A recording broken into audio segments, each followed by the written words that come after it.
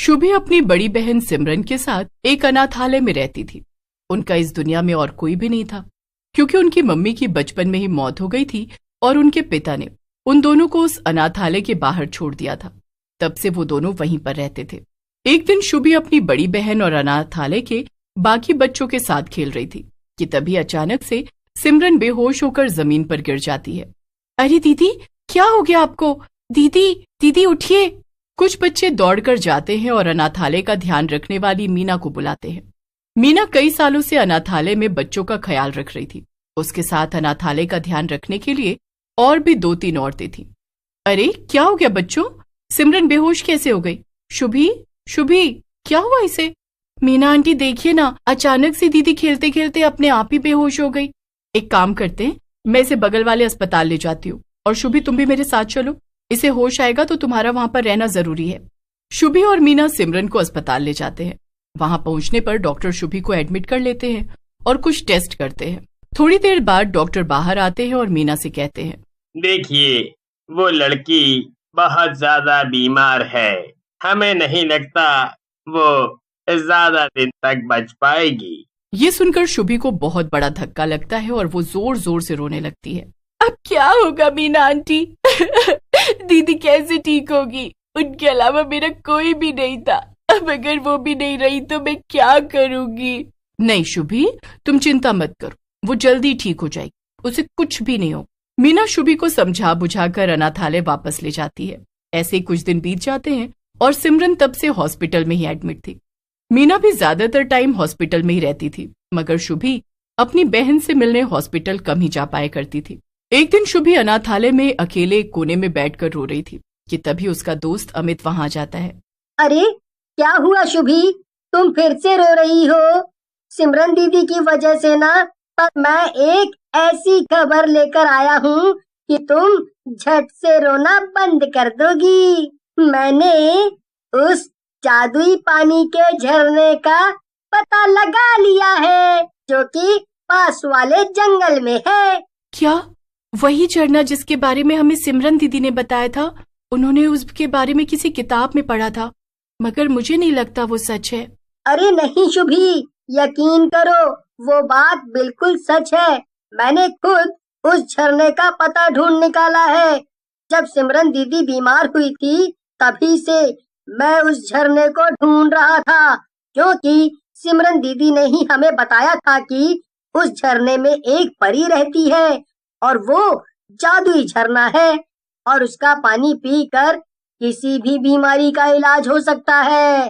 तो देर किस बात की है? चलो वहां चलते हैं अमित।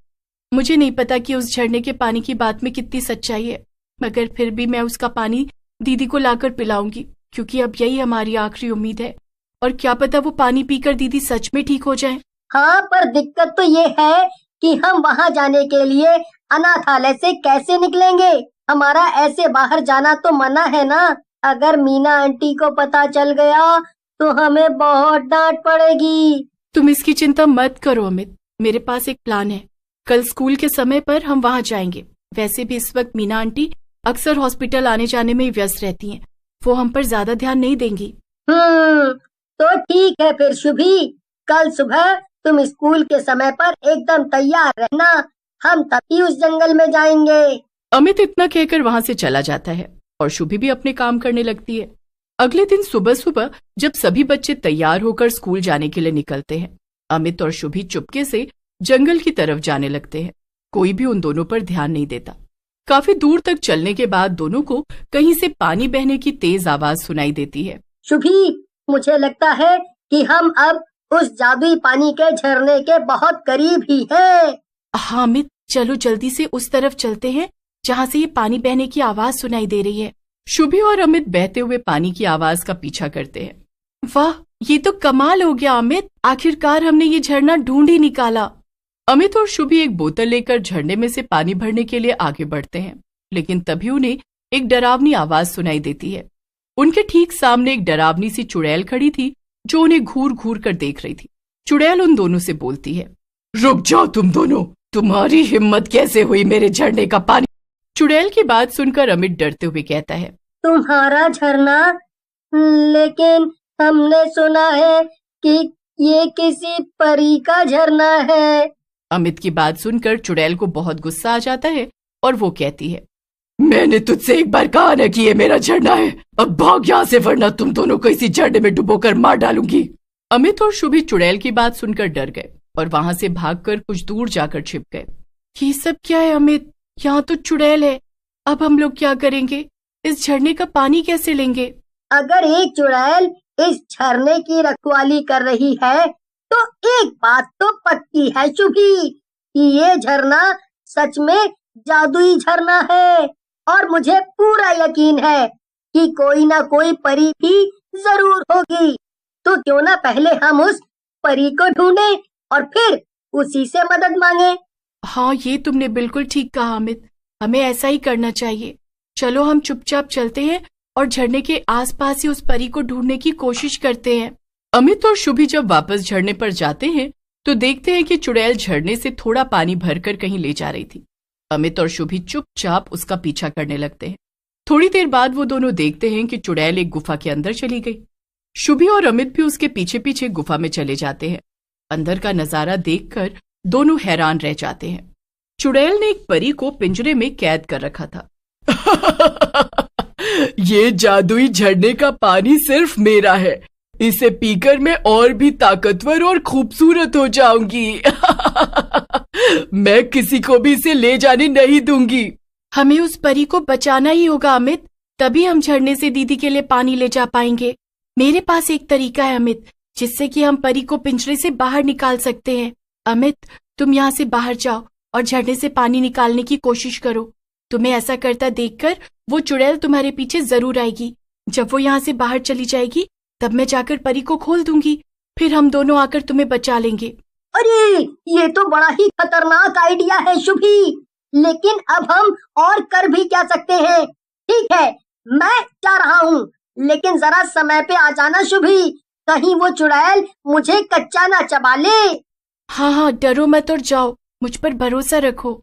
अमित भागता हुआ जाता है और झरने में से पानी लेने लगता है। चुड़ैल को अपने जादू से ये पता चल जाता है कि झरने के पास कोई फिर से गया है, इसीलिए वो अमित को पकड़ने के लिए जाती है। तभी शुभी भागकर परी के पास जाती है। कौन हो तुम बच्ची? तुम्हें यहाँ नहीं आना चाहिए था, वो चुड़ैल बहुत खतरनाक है। मैं यहाँ आपको बचाने आई हूँ। आप मुझे ये बताइए कि इस पिंजरे को कैसे खोला जा सकता है। वो देखो, सामने जो बक्सा है उसी में इस पिंजरे के ताले की चाबी है। जाओ उसे ले आओ और मुझे आजाद कर दो। शुभी भागकर जाती है और चाबी ले आती है। फिर वो परी को पिंजरे से बाहर निकाल देती है। तुम्हारा बहुत बहुत धन्यवाद बच्ची, तुमने मुझे इस चुड़ैल की कैद से आजाद कर दिया। इसने जादुई झरने पर कब्जा करने के लिए मुझे यहाँ कैद कर रखा था। ठीक है, पर अभी हमारे पास वक्त नहीं है, जल्दी से चलिए, मेरा दोस्त मुसीबत में है। शुभी परी को लेकर झरने के पास जाती है और वहां पर चुड़ैल ने अमित को उल्टा कर रखा था। मैंने तुझे मना किया था ना कि यहाँ मत आना, तू फिर से आ गया, अब तो तेरी खैर नहीं। परी जल्दी से अपना जादू करती है और चुड़ैल कमजोर होने लगती है। अमित जमीन पर गिर जाता है और शुभी उसके पास जाती है। बहुत हुआ तेरा तमाशा चुड़ैल, अब तेरा अंत आ गया है। परी अपने जादू से चुड़ैल को छोटा बना देती है और उसे एक बोतल में कैद कर देती है। बहुत चाहत थी ना तेरी इस झरने को अपना बनाने की। ठीक है, अब तू इसी बोतल में कैद होकर जिंदगी भर इस झरने में तैरती रहेगी। परी बोतल को झरने में फेंक देती है और चुड़ैल का किस्सा हमेशा के लिए खत्म हो जाता है। बच्चों, तुम लोग इतने गहरे जंगल में यहाँ इस झरने तक आए, जरूर कोई बात है। मुझे बताओ, मैं तुम्हारी क्या मदद कर सकती हूँ? जी, मेरी दीदी बहुत बीमार है और हम उनके लिए ही इस जादुई झरने का पानी लेने आए थे। ठीक है, मैं अभी तुम्हें पानी देती हूँ। परी झरने से थोड़ा पानी लेकर बोतल में भरती है और उस पर कुछ जादू करती है। ये लो, इसमें मेरा आशीर्वाद भी है, तुम्हारी दीदी जल्दी ही ठीक हो जाएगी। पानी लेकर अमित और शुभी परी से विदा ले लेते हैं और वापस हॉस्पिटल पहुंच जाते हैं। उधर उन्हें लापता पाकर मीना बहुत परेशान हो गई थी। ये सब क्या है शुभी, अमित? मुझे तुम दोनों से ऐसी उम्मीद नहीं थी। तुम दोनों कहाँ गए थे? शुभी और अमित मीना को सारी बात बता देते हैं। मीना और शुभी सिमरन को जादुई झरने का पानी पिला देती हैं और वो एकदम ठीक हो जाती है। इसके बाद शुभी और सिमरन फिर से खुशी खुशी साथ रहने लगे।